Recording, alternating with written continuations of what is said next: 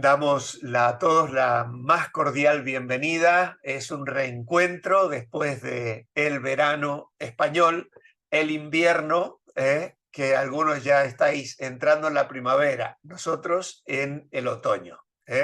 Algunos todavía con frío, aquí ya comienza a ser días más de viento y de lluvia y ese tipo de cosas, pero con la bendición del Señor. Así que estamos muy contentos de reencontrarnos esta noche y poder seguir adelante con nuestros estudios bíblicos. Vamos a pedir la bendición del Señor, como siempre lo hacemos. Amado Dios, queremos darte gracias por tu fidelidad. Estamos contentos de reencontrarnos esta noche para seguir estudiando tu palabra, estos temas, Señor, que tienen que ver con nuestra vida diaria, con situaciones que enfrentamos en nuestra vida, en un mundo también que nos lo pone muy complicado, que tiene una corriente, como la Biblia la describe, que va en contra de tu palabra, de nuestros principios cristianos, y necesitamos tu luz y tu sabiduría para enfrentar las situaciones, para aplicar tu palabra en nuestras vidas diarias. Pedimos la luz tuya para comprender estas verdades, Señor. Habla a nuestros corazones hoy, porque lo pedimos orando a ti en el nombre del Señor Jesucristo. Amén. Bueno, yo confío que todos tenéis vuestro manual. Si alguien no lo tiene, que me lo solicite, que al final de la clase se lo hago llegar para que luego pueda cubrir los temas que vamos a ir viendo. No sé si lo recordáis, pero la última clase fue Hombres de Verdad, ¿vale? Hoy nos toca la mujer moderna. Entonces voy a pasar a compartir la pantalla con vosotros para entrar de lleno. Creo que alguien ha dejado aquí a Silvia, que nos ha saludado desde el autobús. No sé si seguirá conectada. Creo que ya no la veo. Venía en viaje en un autobús y me dijo, no sé si voy a tener buena cobertura, pero nos ha dejado su saludito aquí en el chat. Muy bien, voy entonces a compartir la pantalla, compartir sonido. Esta vez tengo que hacerlo de una manera diferente, compartir. Y vale, creo que ya estáis viendo, ahí está, creciendo en la gracia, que es el nombre de nuestra clase. La mujer moderna, bajo el dibujo de un hombre con una mujer haciendo fuerza allí, en una pulseada, ¿no? ¿Quién manda aquí? ¿Quién tiene más fuerza? ¿Quién va a derrotar al otro? Y lamentablemente hay matrimonios que a veces son competidores, ¿no? En lugar de apoyarse el uno al otro. Hay una serie aquí de expresiones que están planteadas para debatir el tema de hoy. La mujer que se somete a su marido pierde su identidad individual. Esta es una afirmación que puede ser falsa o verdadera. Nosotros vamos a afirmar enfáticamente que es falsa, que no hay tal cosa de que una mujer que respeta, que vive en una dulce comunión en su hogar, pierda o tenga que perder su identidad individual, tenga que dejar de ser persona, tenga que dejar de tener sus opiniones, su enfoque de las cosas, de la forma de vivir o de llevar adelante la vida del hogar. No es lo que encontramos en la palabra de Dios. Luego la segunda frase nos dice, sumisión quiere decir obedecer sin expresar su sentir ni opinión. Bueno, pues obviamente que esa no es una definición de sumisión bíblica. Sumisión no quiere decir una obediencia ciega y tampoco que la mujer no pueda expresar lo que siente ni su manera de pensar frente a las situaciones que se dan en los hogares, en la vida, en las decisiones, cientos de decisiones que los matrimonios tienen que tomar habitualmente. Y luego tenemos una declaración aquí un poquito más debatible. La mujer moderna debe reclamar sus derechos porque los hombres son muy machistas. ¿Eh? Bueno, la respuesta puede ser muy clara en determinados países, en determinadas sociedades, en la dinámica con la que nos podamos haber criado en nuestra casa, en nuestro barrio, en nuestra iglesia, incluso, ¿no? Yo en realidad he puesto que para mí puede ser verdad o puede ser falsa esta declaración, porque por un lado podemos tachar la palabra moderna y decir, la mujer debe reclamar sus derechos porque los hombres son muy machistas y lamentablemente esto lo vemos en la sociedad a diario. Eh, es cierto que hay mujeres que sufren muchísimo bajo una actitud dictatorial de sus maridos. Suele suceder en los trabajos, incluso a veces las mujeres no tienen la remuneración que merecen y otros por ser hombres, incluso simplemente por ser hombre, tienen un sueldo mayor. En ese sentido, entonces, podríamos decir que sí, que es verdadera la frase, la mujer moderna debe reclamar sus derechos porque los hombres son muy machistas. Pero claro, si entendemos la mujer moderna por un feminismo, diríamos, exacerbado, como es el que estamos viendo hoy en la sociedad, por lo menos en Europa, realmente, pues tememos que la declaración entonces debiéramos señalarla como falsa, en el sentido de que se llegan a unos extremos donde la mujer ha abandonado el rol para el cual entendemos que Dios la creó. Y entonces cuando se pierden esos papeles, entonces pues se producen falencias en el hogar. Y por eso es que ahora los niños ya van a clase desde muy temprano, precisamente lo acabamos de comentar con mis hijos hace un momento, que los niños ya con 3 años ya comienzan a ir al colegio, 4 horas fuera de casa, las madres ya no asumen la responsabilidad, incluso ni siquiera quieren vivir con sus hijos, pretenden liberarse y esto obviamente que puede ser contraproducente y hay padres y madres que están perdiendo muchísimo en el trato, en la formación, dejando la educación de los hijos, que como vemos también, el mundo hoy pretende entrar en filosofías y ese es nuestra desesperación en este momento, especialmente en lo que toca a la moralidad,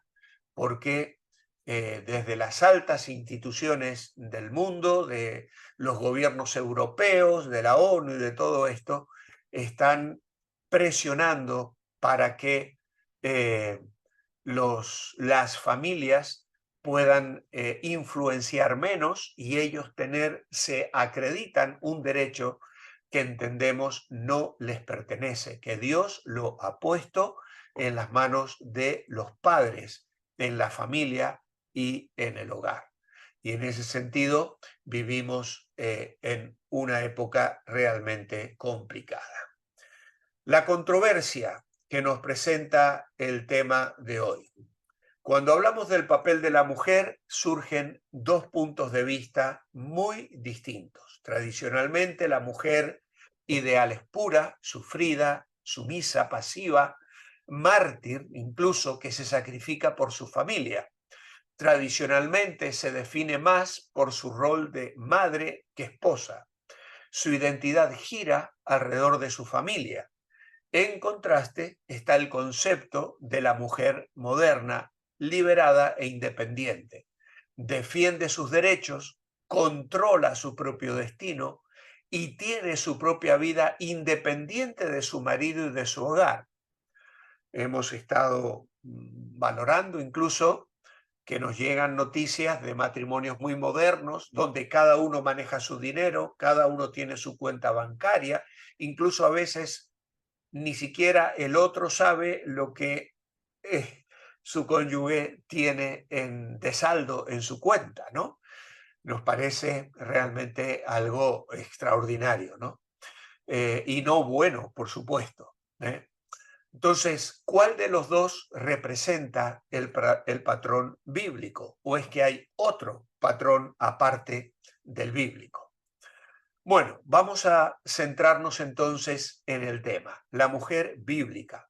Y aquí teníais hoy una tarea. Vamos a leer Proverbios 31, del 11 al 31, y luego me gustaría que abrierais vuestros micrófonos, aquellos que queréis comentar si habéis podido hacer la tarea que os recomendé. La envié ayer ya solicitando que dierais una leída a este capítulo.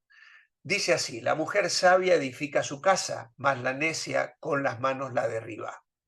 El que camina en su rectitud teme a Jehová. Estoy leyendo el capítulo 14. Ahora sí, Proverbios 31, 11. El corazón de su marido, dice, está en ella confiado y no carecerá de ganancias. Le da ella bien y no mal todos los días de su vida. Busca lana y lino y con voluntad trabaja con sus manos. Es como un ave de mercader, trae su pan de lejos. Se levanta aún de noche y da comida a su familia y ración a sus criadas. Considera la heredad y la compra y planta viña del fruto de sus manos. Ciñe de fuerza sus lomos y refuerza sus brazos. Ve que va bien sus negocios, su lámpara no se apaga de noche. Aplica su mano al uso y sus manos a la rueca. Alarga su mano al pobre y extiende sus manos al menesteroso. No tiene temor de la nieve por su familia, porque toda su familia está vestida de ropas dobles. Ella se hace tapices de lino fino y púrpura es su vestido. Su marido es conocido en las puertas. Cuando se sienta con los ancianos de la tierra, hace telas y vende y da cintas al mercader. Fuerza y honor son su vestidura y se ríe de lo porvenir. Abre su boca con sabiduría y la ley de clemencia está en su lengua. Considera los caminos de su casa y no come el pan de balde. Se levantan sus hijos y la llaman bienaventurada y su marido también la alaba. Muchas mujeres hicieron el bien, mas tú sobrepasas a todas. Engañosa es la gracia y vana la hermosura. La mujer que teme al Señor, esa será alabada. Dadle del fruto de sus manos y alábenla en la puerta sus hechos. Muy bien. ¿Quiénes hicieron la tarea de escoger algunas frases clave y qué ideas le han llamado más la atención? ¿Quién se anima a abrir su micro para compartir un poquito? No podemos compartir todos, ni todo lo A que ver, habéis apuntado porque es mucho. Adelante. sí. Bueno, yo subrayé lo de la Biblia, subrayé para mí lo más importante, es del 11 al 12, también el 16 y el 17. Ajá. Subrayé el 20 de la Biblia, el 23 de su marido que es conocido y el 28. Y para mí que esta mujer es valiosa porque surge de su interior y de su corazón lleno del amor, ¿verdad? Ya. También es fiable, es una mujer fiable. Amén. Muy bien, Sí, Ruth. porque su esposo confía plenamente en ella y Muy no necesita de ganancias malavidas. También es trabajadora. ya. porque anda en busca de lana y de lino fino y le gusta su trabajo con en sus manos.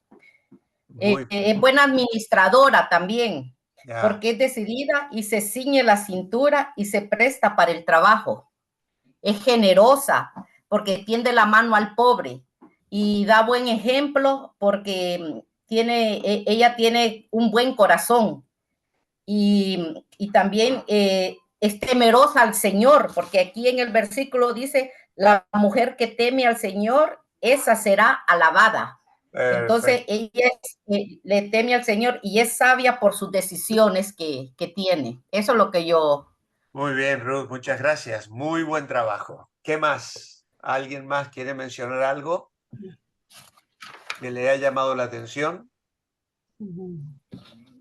Yo, pastor, Sí, Malduina, eh, el versículo 12, el 14, el 15, el 16, el 18 y el 19 dice, ya. le da bien y no mal Y no mal, todos todos los los días. días de su vida. Ajá. Ujú.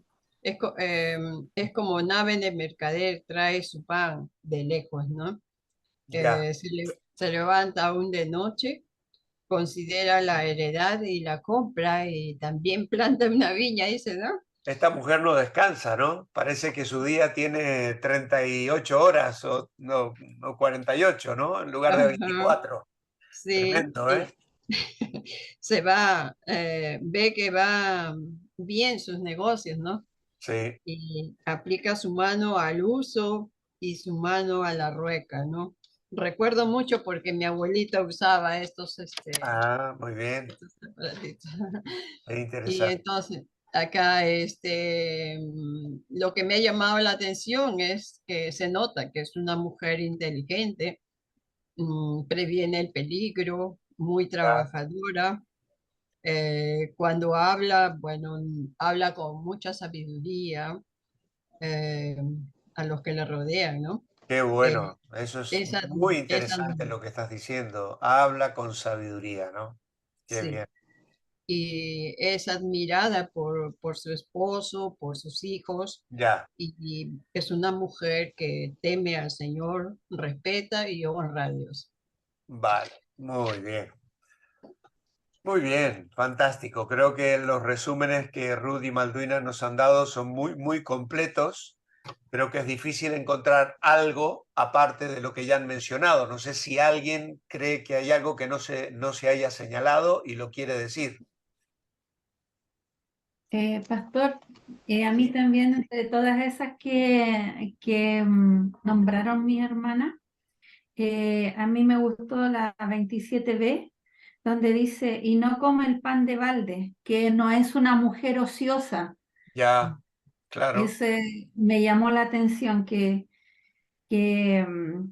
como es trabajadora, por lo tanto, no es una mujer que está flojeando, como se Bien, dice bien, muy aquí. bien, Kitty, muy bien, muy bien. No come el pan de balde, ¿eh? O sea que no se alimenta y no responde, diríamos, sin aportar lo suyo, ¿eh? A veces ese es uno de los males de nuestra sociedad, ¿sabéis? Ese es el principio de la lotería, ¿eh? Cuando la gente invierte dinero para ganar la lotería, ¿qué es lo que está diciendo? Quiero ganar mucho invirtiendo poco, ¿eh? Mm. Y da la sensación eso nos tienta, ¿no? O sea, mira, me compro un numerito que me sale 5 euros y me voy a ganar 1 millón de euros y no haré nada, ¿no? Y así que queremos que no caiga la lotería y vivir bien. Y aquí vemos que esta mujer no está buscando eso, ¿eh? Ella no busca el premio en base a aportar poco. Ella asume su responsabilidad, trabaja y come, pero no el pan de balde. No le cae de arriba, ¿eh? Se lo gana y bien ganado, ¿eh? Muy bien, Ujú. muy bien. Súper interesante. Bueno, acá Proverbios 31 es un texto alucinante realmente. Hay muchísimas cosas para destacar. Pero bueno, tenemos que avanzar porque si no vamos a estar hasta altas horas. Hay dos palabras clave. Pastor, Sí, Pastor, quiero un momentico participar, un momentito. Dime, Mirvia, Si dime. puedo. Brevemente. Aquí yo, ajá, bueno, una mujer virtuosa, ¿verdad? A mí me llama la atención el versículo 30. Engañosa es la gracia y vana la hermosura. La mujer que teme a Jehová, esa será alabada. Entonces, la mujer, como dice aquí en el versículo 10, que la mujer virtuosa se describe, todos estos versículos describen a la mujer virtuosa. Es un administrador de su hogar, es una mujer con una moral también, tiene su moral alta para así ser de testimonio tanto en su familia como fuera de ella. También una mujer trabajadora y es su marido, me gusta esa porque el esposo puede descansar confiadamente en esa mujer porque y ella no habla mal de su esposo tampoco, porque aquí dice que le da ella bien y no mal todos los días de su Muy vida, no es muy chismosa que bien, habla mal de Mirvia, su ya lo esposo. creo. Fantástico. Y una idea, para terminar, una idea principal, bueno, digo yo mi principal, pues no sé cómo ustedes la tomen, una vida sujeta a la dirección divina, a su esposo y a su familia. En resumen de todo ese capítulo del 11 al 31 de Proverbios. Muy Esa es bien. mi intervención. Sí, Ya. está bonito. Muy bien, fantástico. ¿Alguien más quiere decir algo? Vale. Pues sí, la verdad es que yo no sé por qué en el manual nos han puesto la lectura desde el verso 11 al 31, pero es que el verso 10 entra en el párrafo mujer virtuosa o mujer valiente, dice mi Biblia, ¿quién la hallará? Su valor sobrepasa largamente a la de las piedras preciosas. Así que allí tenemos la definición un poco y cómo se la debe valorar. No, sus valores no van por el lado de la belleza, que dice que no dice que no vale, sino simplemente que cuando se enfoca en la hermosura, podemos estar equivocándonos, porque la belleza de esta mujer consiste en otra cosa. Muy bien, pues entonces ahora sí avanzamos. Hay dos palabras clave aquí que las mencionó Ruth al comienzo de su aportación, que son corazón y confianza. O podríamos decir más claramente amor y fe. Y esto está claramente definido en las virtudes que vemos descritas en esta mujer y que deben formar parte de un hogar, de un matrimonio, porque al final el matrimonio es asunto del corazón y entre los esposos debe haber verdadero amor, debe haber también plena confianza, como es la que existe en nuestra relación con el Señor. Es lo que el Señor Jesucristo le muestra a la iglesia. Jesucristo se muestra a sí mismo paciente, sufrido, tierno, dispuesto al sacrificio, constante, y una esposa que recibe eso de su marido no tiene problemas en someterse a un marido que la ama y que lo demuestra de esa manera. Los esposos necesitan estar atentos a que sus trabajos y quehaceres domésticos no les aparten de sus esposas y de sus hijos. Lo cierto es que un hogar feliz no aparece por casualidad, es resultado de trabajo arduo, de oración, de amor genuino, de que ambos cónyuges confíen en el Señor y confíen entre sí. Y cuando esto está presente, habrá felicidad y bendición en el hogar. Los compromisos o los votos matrimoniales son promesas que deben tomarse con seriedad. Y cuando los rompemos, pecamos contra Dios y pecamos contra la otra persona.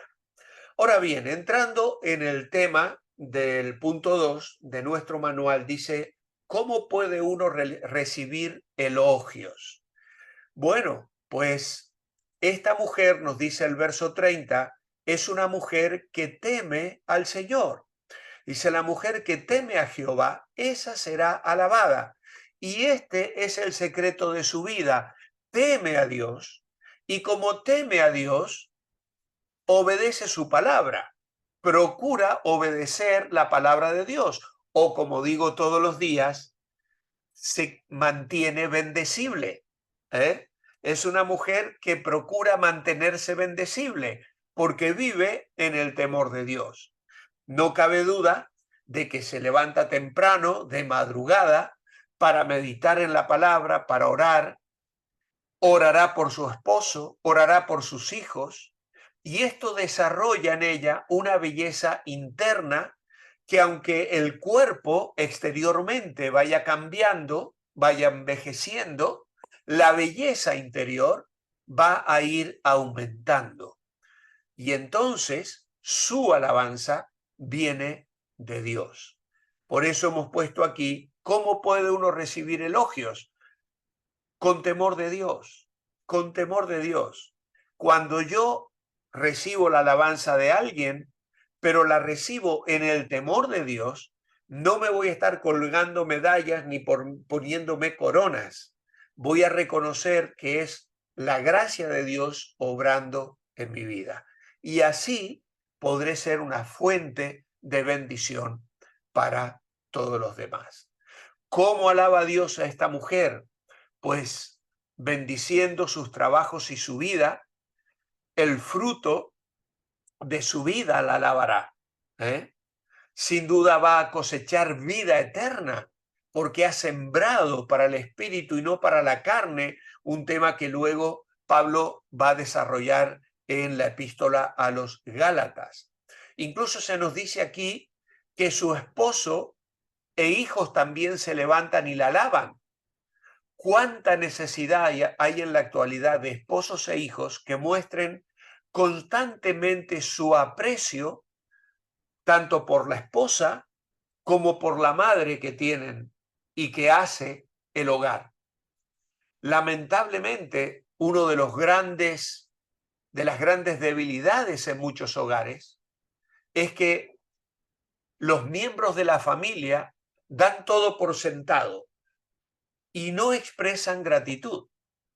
Los esposos necesitan dar un buen ejemplo ante sus hijos, alabando con franqueza al Señor y a la esposa por las bendiciones del hogar. Con cuánta frecuencia una esposa dedicada se sacrifica por la felicidad del hogar y nunca recibe ni siquiera un simple gracias. ¿Qué pecado es la falta de aprecio en nuestros hogares? Esta distinción, este reconocimiento, no debe reservarse solo para el Día de las Madres, que aquí es en el mes de mayo, en algunos países latinoamericanos es en octubre, o incluso a veces para la Navidad. La gratitud y el reconocimiento debemos mostrarlo todo el año, porque la gratitud es una virtud cristiana maravillosa y cada hogar necesita cultivarla. Cada hogar. ¿Es la mujer virtuosa de Proverbios 31 una persona pasiva o débil? ¿Por qué? Bueno, obviamente con lo que hemos leído tenemos que decir que no. Es una mujer trabajadora, diligente, que cumple sus responsabilidades con amor, supliendo necesidades múltiples. Esta mujer es trabajadora, ya sea que cocine, cuide a sus hijos, ayude a su marido en el negocio de la familia. Ella es fiel en hacer su parte. Notemos que ella trabaja con diligencia, como algunas habéis señalado en el versículo 13, busca lana y lino y trabaja gustosamente con sus manos, dice la versión que tengo aquí. Y con voluntad, dice la versión que hemos leído en Reina Valera 60. Es decir, lo hace por compasión, ama a su esposo, ama a sus hijos, procura complacer a su marido, suple las necesidades. Esta mujer ideal no pasa la mañana en la cama. Dice el verso 15 que madruga, se levanta temprano, dice, aún de noche, para dar comida a su familia y ración a sus criadas. Si es necesario, el versículo 18 dice, se queda hasta altas horas de la noche. Dice, su lámpara no se apaga de noche. Así que aquí tenemos a una mujer que no es perezosa, que aporta, que trabaja, que suple las necesidades de los demás. Luego el texto nos lleva a Primera de Pedro, capítulo 3, versículos 1 y 2. Y este manual, bueno, nos dice el texto del apóstol Pedro, asimismo vosotras, mujeres, estad sujetas a vuestros maridos, para que también los que no creen a la palabra sean ganados sin palabra por la conducta de sus esposas, considerando vuestra conducta casta y respetuosa. Entonces, ¿qué conducta ganará un esposo para Cristo? La conducta intachable y respetuosa. Pero luego agrega en el versículo 4 al 6. Bueno, vamos a leer el 3. Vuestro atavío no sea el externo de peinados ostentosos, de adornos de oro, de vestidos lujosos, sino el interno, el del corazón, en el incorruptible ornato de un espíritu afable y apacible que es de grande estima delante de Dios, porque así también se ataviaban en otro tiempo aquellas santas mujeres que esperaban en Dios, estando sujetas a sus maridos, como Sara obedecía a Abraham llamándole Señor, de la cual vosotras habéis venido a ser hijas, si hacéis el bien sin temer ninguna amenaza.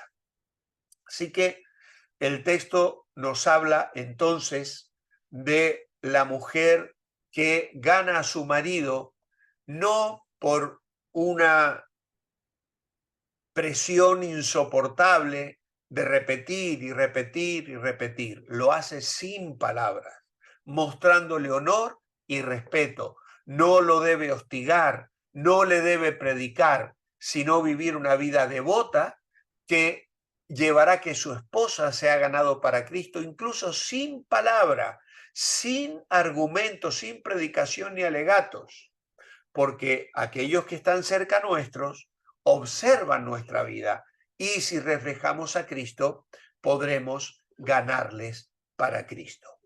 Ahora, en cuanto a la manera de vestirse, también Pedro nos dice que las mujeres pueden ser elegantes, bellas, no mundanas.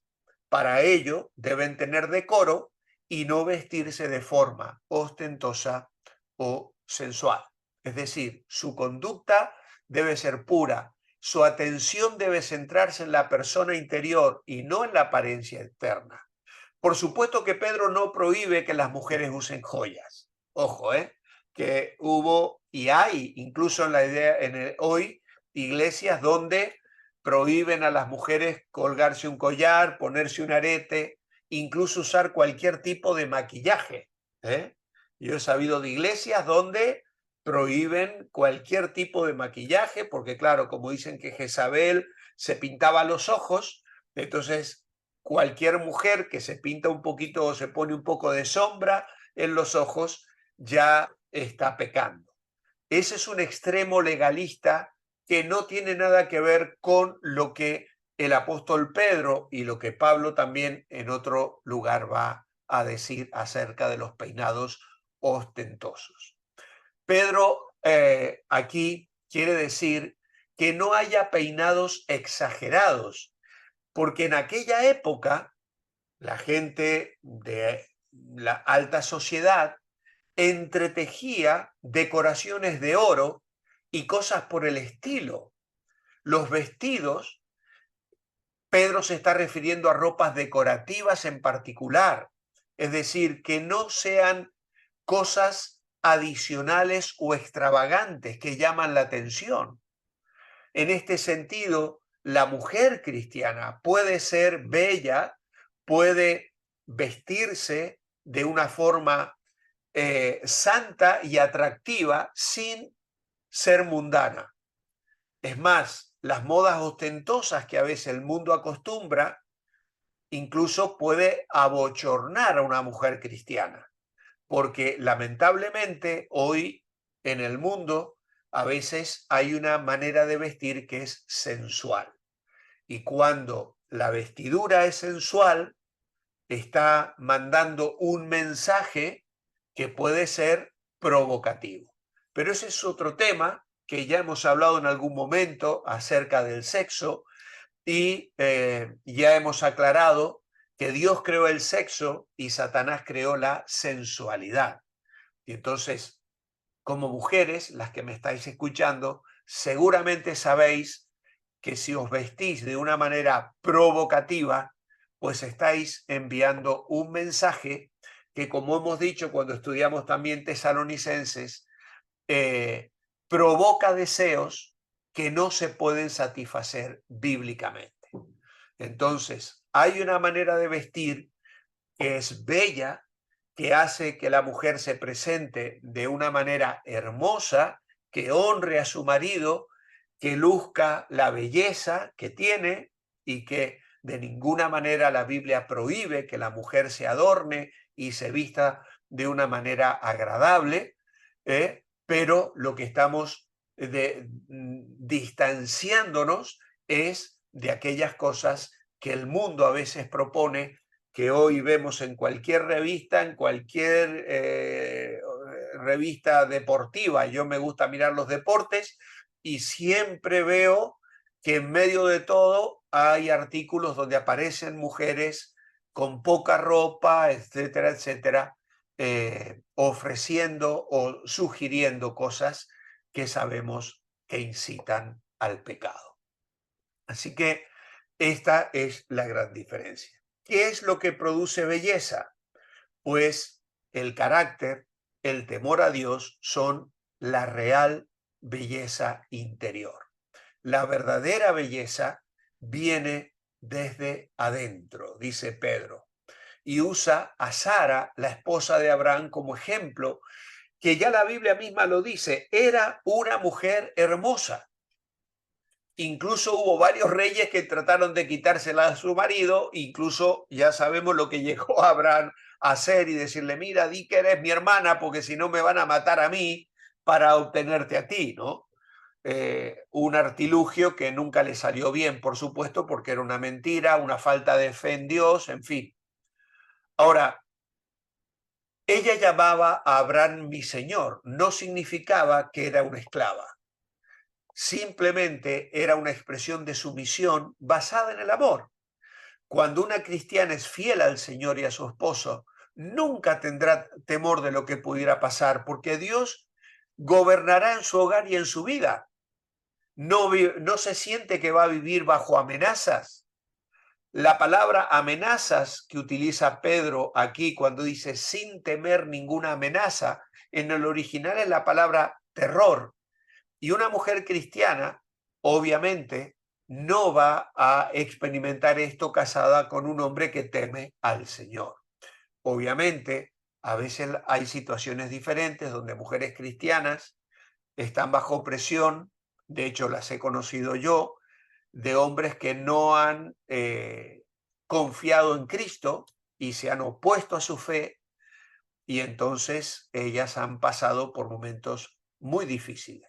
Pero esas son situaciones muy particulares y excepcionales. Cuando el matrimonio vive en el temor de Dios, pues habrá respeto, habrá amor, habrá comprensión, que es de lo que el apóstol Pablo habla aquí al hablar a los maridos. En el verso 7 dice, vosotros maridos igualmente vivid con ella sabiamente, dando honor a la mujer como vaso más frágil y como coherederas de la gracia de la vida, para que vuestras oraciones no tengan estorbo.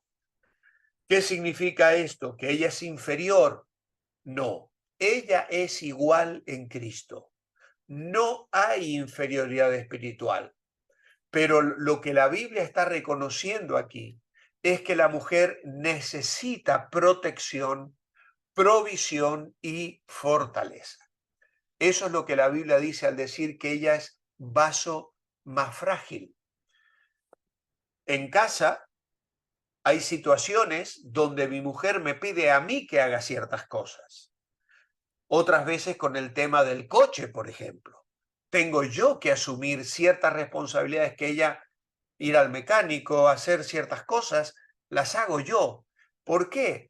Porque obviamente hay cosas, cambiar una rueda, por ejemplo, meter la mano en el motor, en fin, cosas que ella como mujer no se siente preparada ni habilitada para realizar, ¿no? Entonces, ella es igual en Cristo y no hay inferioridad espiritual. Pero también la mujer, incluso por necesidad y por naturaleza, necesita protección, provisión y fortaleza. Yo como hombre muchas veces le brindo protección a mi esposa en determinadas situaciones, en determinados lugares, y porque asumo que como hombre tengo yo que dar el paso inicial y ella se siente protegida por mi presencia. Ahora, cuando hablamos de sumisión, tenemos que entender que los maridos tenemos que someternos también. Es responsabilidad de un esposo cristiano y lo va a decir Pablo en la próxima cita que luego vamos a leer en Efesios 5, 21. Él tiene que ejercer un liderazgo espiritual en el hogar,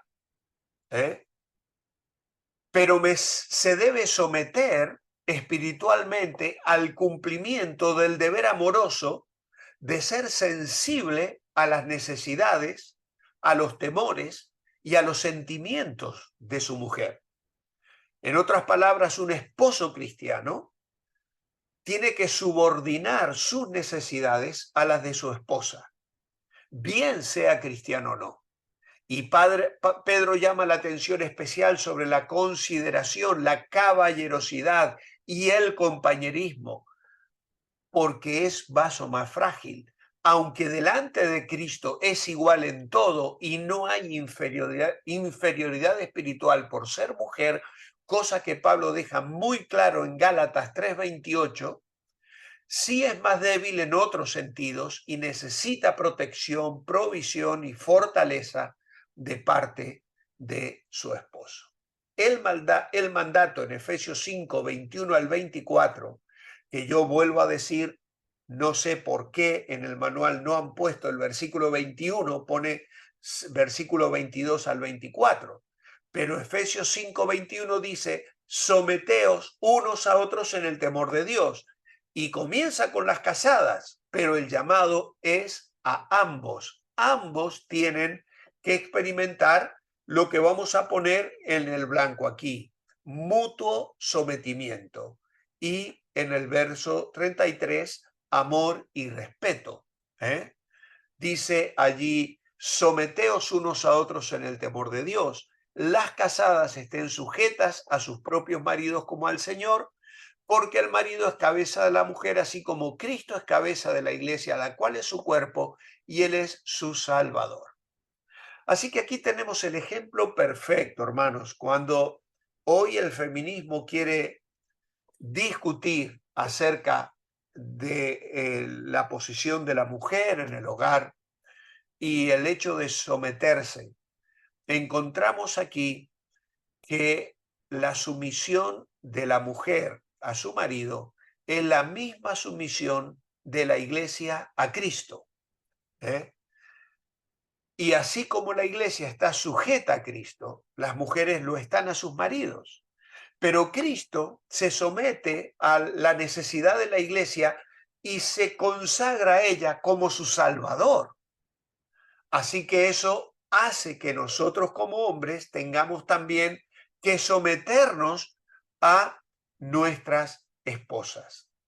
El secreto de la armonía en el hogar y en el trabajo es ser llenos del Espíritu. Tanto la unidad de la iglesia como la armonía en el hogar dependen de la presencia del Espíritu que vive en el corazón del creyente, en el hombre y en la mujer, exactamente igual. Y ese poder interno es lo que fomenta la unidad, tanto en la iglesia como en el hogar. Si leéis todo el párrafo de los versículos 18 en adelante en Efesios 5, vais a ver cómo habla de la llenura del Espíritu que trae gozo, gratitud, obediencia y que hace que los cristianos llenos de la palabra de Dios y llenos del Espíritu sean controlados por la palabra de Dios para entonces fomentar una armonía que se experimenta en la vida cotidiana en el hogar. Las esposas deben someterse a sus esposos como a Cristo. Los esposos deben amar a sus esposas como Cristo ama a la iglesia. ¿Nos es incómodo el gobierno de Cristo sobre nuestras vidas? En absoluto. De igual manera, ninguna mujer debería sentirse incómoda cuando un marido ejerce un liderazgo amoroso como el que Cristo ejerce sobre la iglesia. Y así, los hijos que obedecen al Señor se someten a los padres, que es lo que sigue luego en el capítulo 6, y los miembros de la familia que están bien con el Señor estarán bien los unos con los otros. Lo que la sumisión no es. Ahora vamos a apretar un poquito el acelerador porque nos queda mucho por delante. La sumisión no es forzada.